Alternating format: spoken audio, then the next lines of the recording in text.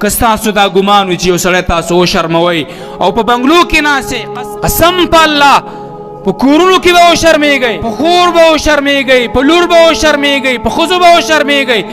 مه کوئ دا لعنتي کار، والله ضلالت دی.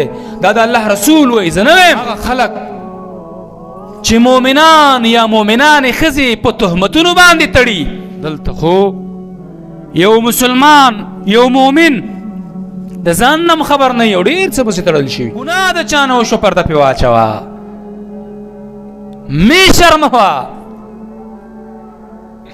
مې ذلیله کوه، سپکوئ مه. دلته خو زمونږ نه خطا نه شوي، زمونږ لکۍ کې دلته خو تاسو خطا نه کړي او ډېر څه در پسې وشي. نو ته او خدای راځئ، دا مسلماني ده، والله که دا مسلماني. دلته خو یو مسلمان یو مؤمن د ځان نم خبر نه یو ډېر څه پسې تړل شوي.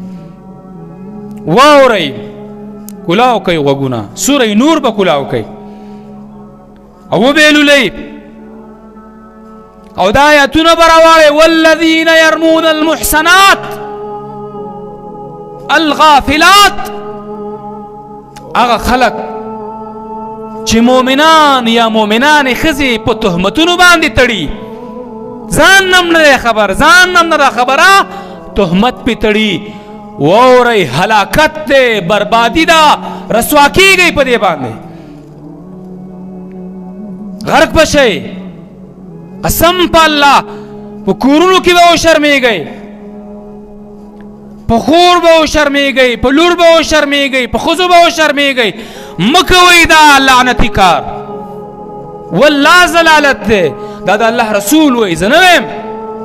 قسم په الله د الله د رسول صحابي دی، هغه فرمایي که ستاسو دا ګمان وي چې یو سړی تاسو وشرموئ او په بنګلو کې ناستئ، قسم بالله موږ لیدلی دي، والله الله شرمولی دي، شرمېږئ، مه کوئ دا کار، توبه وباسئ. مخکې به ډېر ټایم لګېدو، 20 کاله پس 40 کاله پس به چېرته خلک ویل خبرې مه کوه، سر کې دې ماتېږي، ډېر ټایم به وشو. اوس 15 ورځې هم نه لګي، 15 منټ هم نه لګي. ولې؟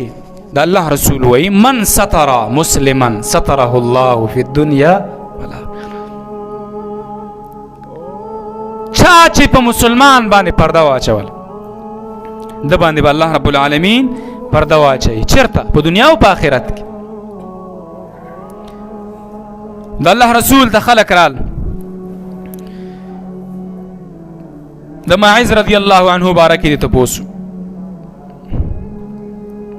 هغه ورته ویل دی داسې توبه ویستې ده چې د ټول مکې د مدینې ولاو دپاره کافي ده.